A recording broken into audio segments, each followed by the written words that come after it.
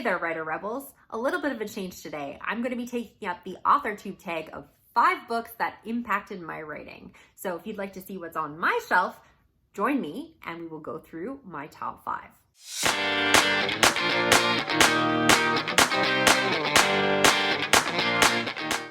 Hey there, everyone. It is me, Scarlett Kol. I am a YouTuber, a bookworm, and a young adult author. Today, I'm going to be picking up on the Authortube tag started by Sara Lubratt, where she discussed 5 books or series that impacted her writing. So I'm going to be picking up on that tag and doing the same as well. This is a really fun thing for me as I got to go back through some of my old favorites. However, I do want to preface that not every book in this is one of my favorite books. If you would like to see my favorite books, maybe I can do a video on that later. Just leave a comment below and I will maybe make that happen in the future. But for right now, I'm going to be talking about 5 books or series that impacted my writing and how it impacted my writing. So hopefully everybody's going to maybe learn something out of it as well as get to reminisce on some of my favorite reads.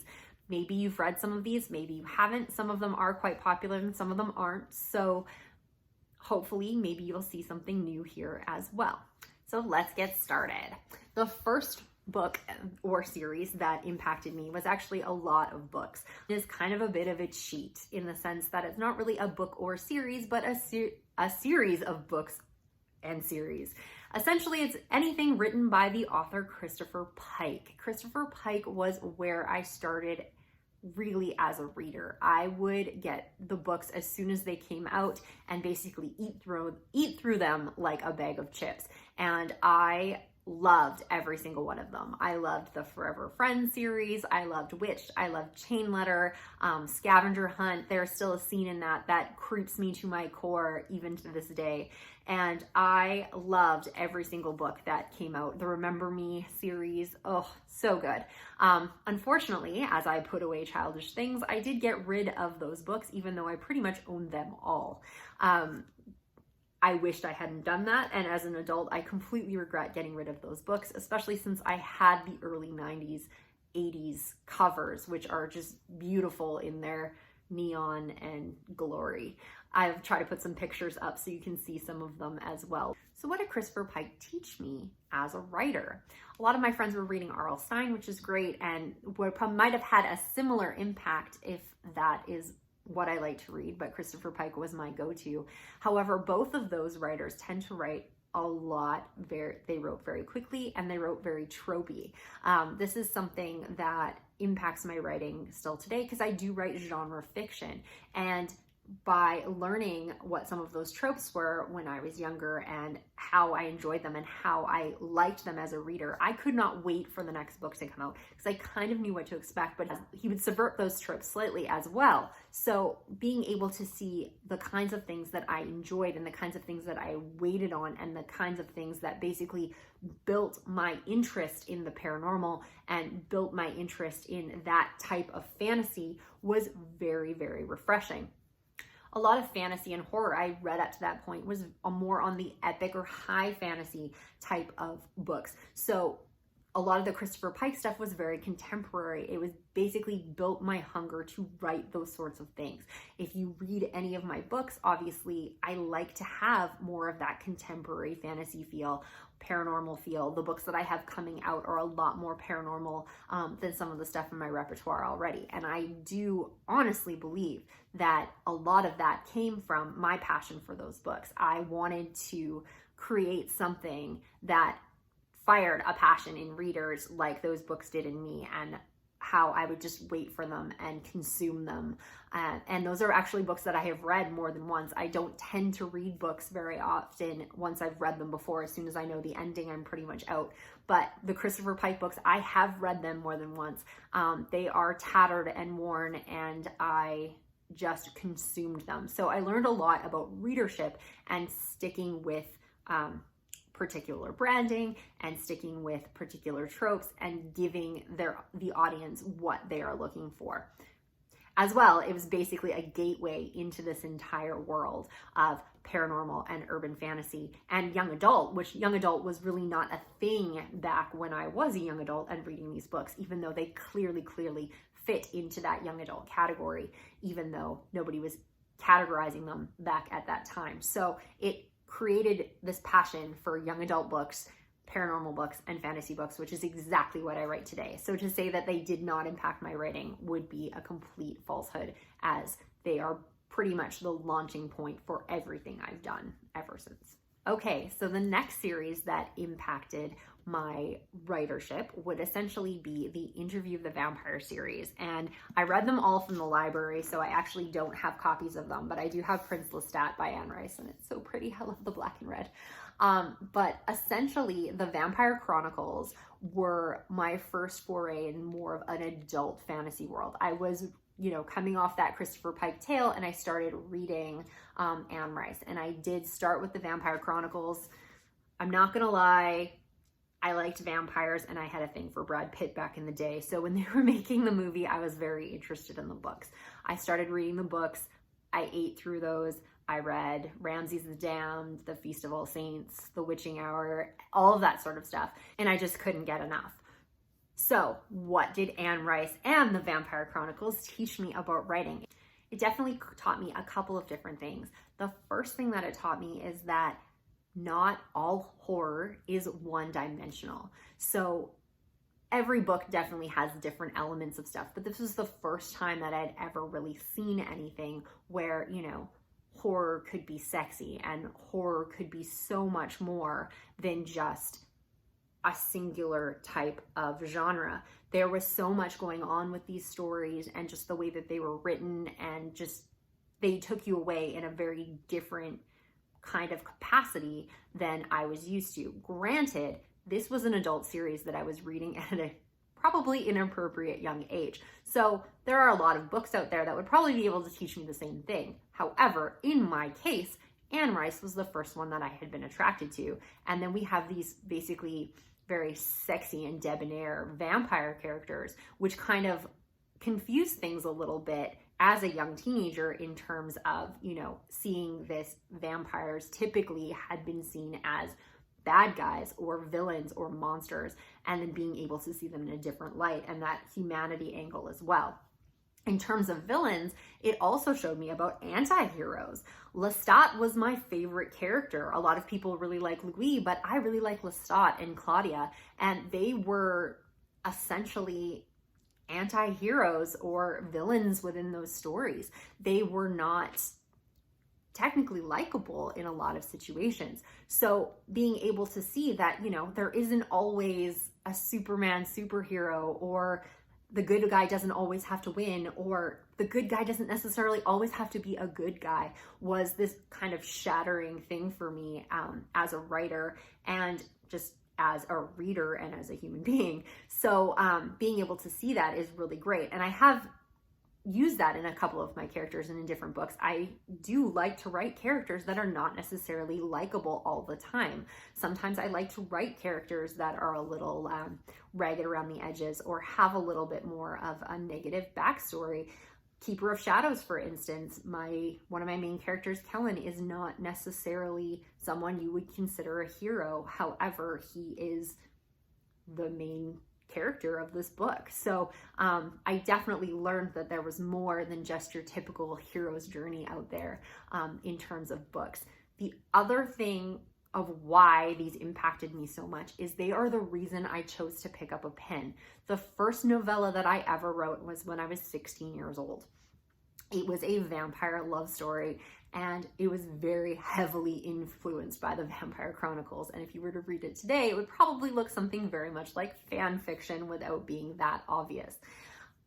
A lot of the stories and stuff that I wrote were in a very similar style to Anne Rice, as I was learning to write and learning to come into that writer brain and writer skill and writer world. So those stories were the ones that inspired me to actually write something. As much as I enjoyed reading all the Christopher Pike things, I didn't sit down and start writing teen horror stories. It was Anne Rice's books that pushed me into I want to write my own ideas. I want to end this in a different way. I want to create my own characters. I want to build my own worlds that I can fall in love with instead of just relying on other people's. So I know Anne Rice will never see this video, but if she ever did, then she is the reason that I essentially became a writer, was because I fell in love with her book so much and into her worlds that it just almost exploded to the point where I needed to create my own and keep that going. So thank you very much, Anne, but that is why that book and that series definitely impacted my writing. Okay, so to keep on the whole vampire thing, I know a lot of people are going to roll their eyes when I show you this, but Twilight, the Twilight series. I read them all very quickly. I basically read the entire series in 4 days, maybe 5.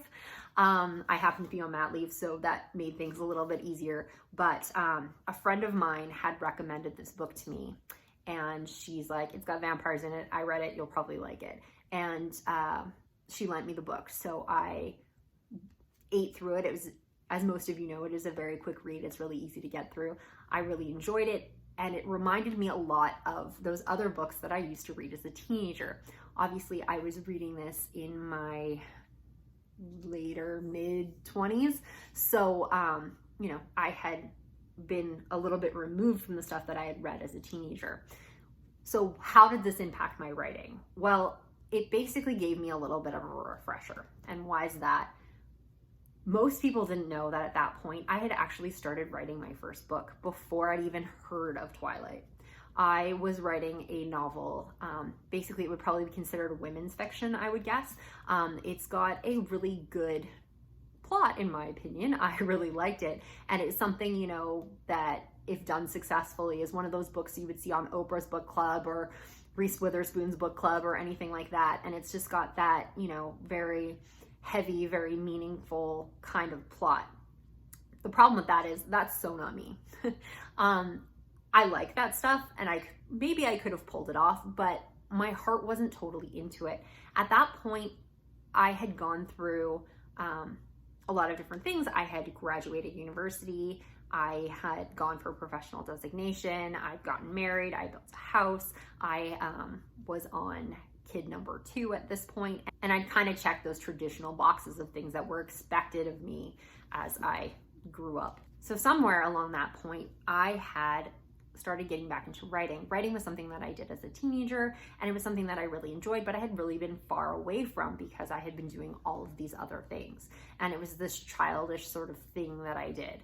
Well, now I had started writing something else, but I felt that it needed to be heavy, and I felt that it needed to be meaningful and impactful and, you know, one of those change the world kind of books. But the fact of the matter is, it didn't, and it wasn't something that was giving me passion. As much as I really enjoyed writing and getting back into that process and doing something for myself that wasn't studying or wasn't relying on somebody else, it didn't fire me up the way that it could have. I didn't realize that at that point because that wasn't what I was focused on. And then I read Twilight.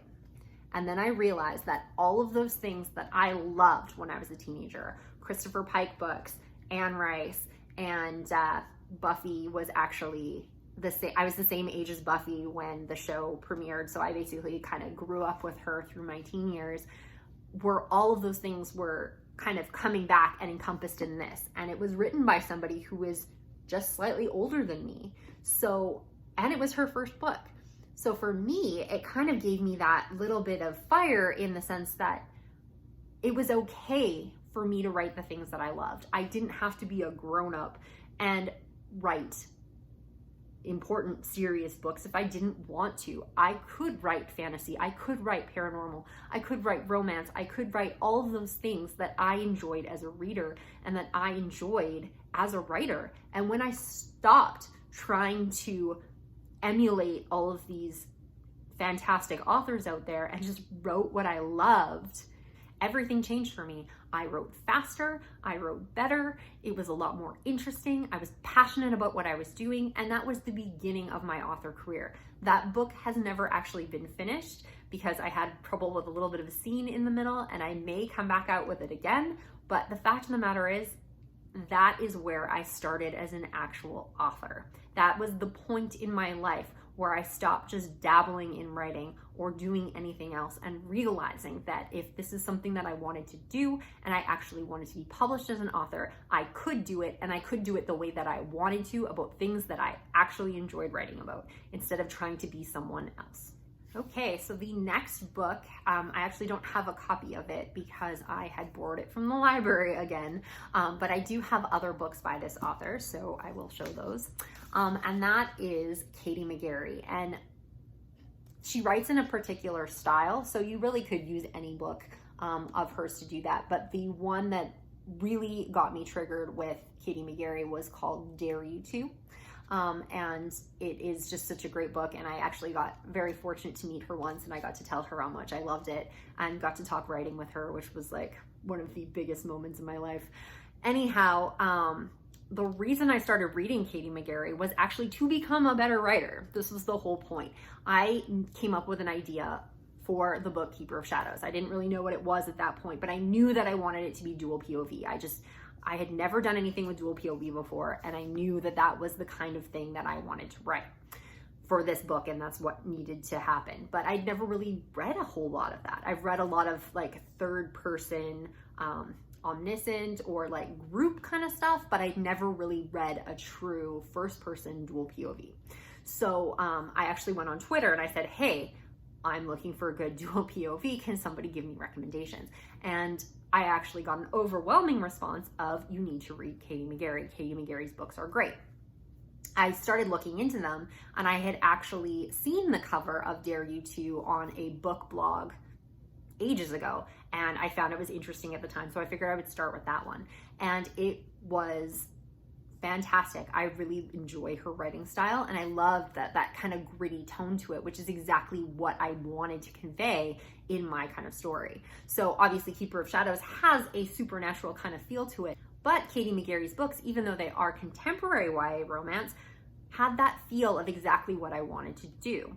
So I read several of them, and I do really enjoy her style of writing. I like how she does her romances. I like that not all of her characters are, kind of your cookie cutter sort of stuff, and that she does like to take some risks with some of her characters, which I think is great. And I also really like that she is not afraid of being dark in her books. There's a lot of things in her romances that are very, very dark for a YA audience.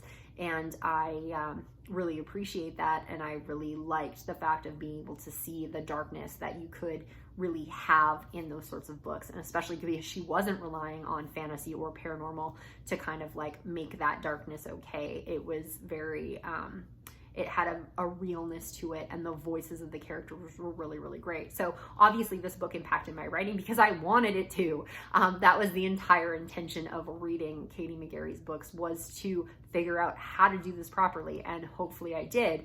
But obviously I really enjoy those books, and if you are looking for something that is a little grittier, that has a little bit more of an edge, but more of a contemporary romance slant, then this is an author you should probably check out. So thank you very much, Katie McGarry. She also gave me the tip, if you looked into my video about writing dual POV, she was the one that gave me the tip about the music and writing different points of view, but I'll let you watch that video if you want to check that tip out. So thank you very much, Katie. And maybe we will see more dual POV books from me at some point. And the last book that influenced my writing is, drumroll please, The Raven Boys by Maggie Steph Fader. So this series actually has 4 books in it. It has The Raven Boys, The Dream Thieves, Blue Lily Lily Blue, and The Raven King. So essentially it's an interesting story about how I got to read this book, because I used to work near a bookstore, and I would go there and I would just love this cover with the crow on the front, the raven on the front, and the font and all that kind of stuff, and I loved it. And I would pick it up and then I would read the back, and I actually thought the blurb sounded kind of hokey, so I would put the book back down. Every couple of months I would go back and I would look through the bookstore and I'd be like, ooh, pretty book, and I would pick it up and then I would read the blurb again and be like, oh yeah, I've read this blurb before, this sounds hokey, I don't want to read this book. So I would put the book back on the shelf. Then one day I was reading an article in Rolling Stone, which was the 25 best young adult books of all time. So this included like The Catcher in the Rye and all that kind of stuff. And that book was on the list.